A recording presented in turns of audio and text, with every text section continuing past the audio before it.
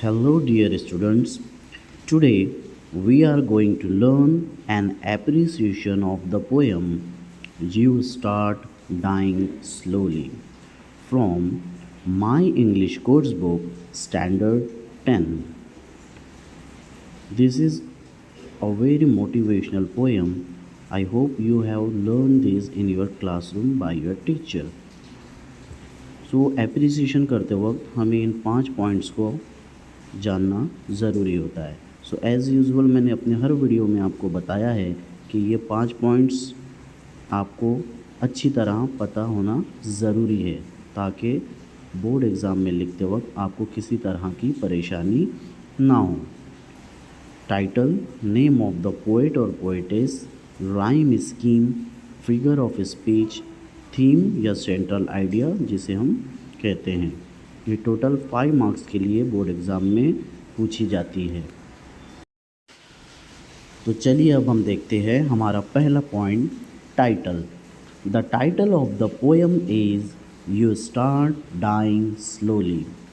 जैसे कि मैंने आपको पिछले वीडियो में भी बताया था कि पोएम का टाइटल जो होता है वो सबसे टॉप पे होता है।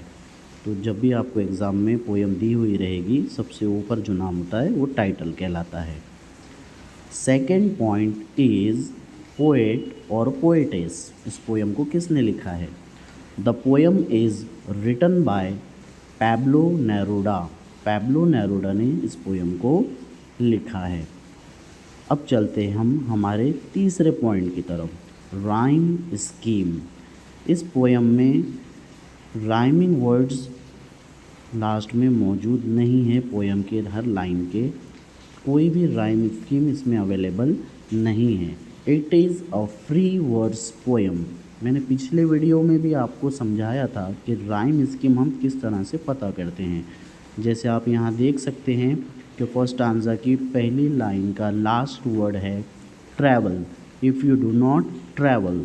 सेकेंड लाइन है if you do not read, travel read, दोनों का साउंड मैच नहीं होता है। तो इसको ट्रैवल को देंगे हम नाम ए, रीड को देंगे बी। थर्ड लाइन में लास्ट वर्ड है life, if you do not listen to the sounds of life, travel read life, तीनों का साउंड डिफरेंट है। लाइफ को हम देंगे नाम C. If you do not appreciate yourself, yourself ये भी एक अलग साउंड हो गया जो ऊपर के तीनों लाइन से मैच नहीं होता है, इसे हम नाम देंगे डी।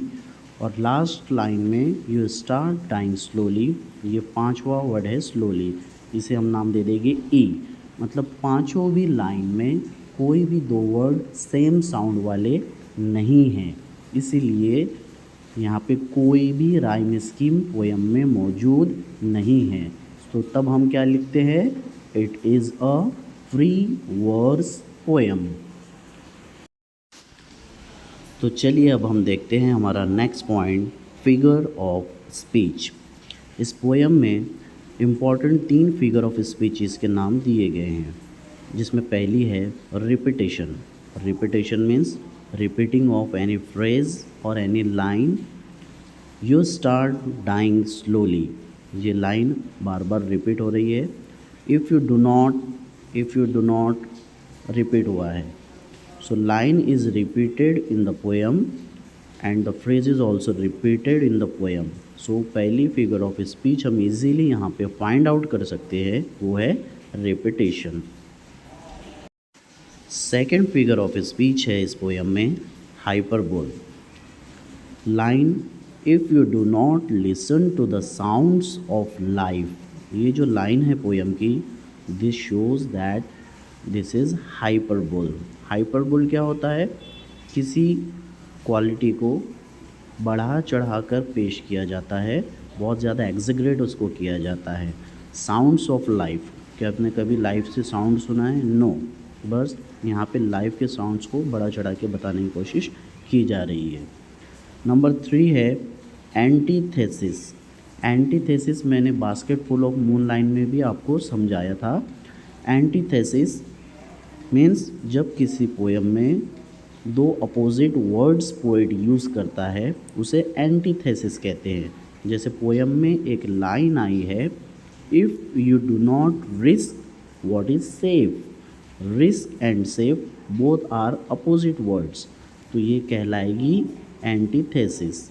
तो इस पोएम में और भी बहुत सारे फिगर ऑफ स्पीचेस का यूज़ किया गया है पैब्लो नेरुडा के ज़रिए, बट हमको एग्ज़ाम में 2 या 3 ही लिखनी होती है। तो रेपिटेशन, हाइपरबोल, एंटीथेसिस, ये 3 फिगर ऑफ स्पीच हम यहाँ देख चुके हैं। याद रखना है कि जब आप फिगर ऑफ स्पीच लिख रहे हैं तो पोएम की कौन सी लाइन में वो फिगर ऑफ स्पीच आ रही है वो एग्ज़ाम में आपको मेंशन करना ज़रूरी है। तो चलिए अब हम बढ़ते हैं हमारे लास्ट पॉइंट की तरफ, जिसका नाम है थीम और central idea.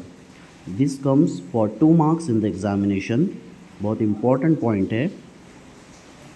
The poet is telling us to do new things every day. Poet Ravi हमें शायर कहता है कि रोज़ाना कुछ नई अच्छी चीज़ें करते रहना चाहिए।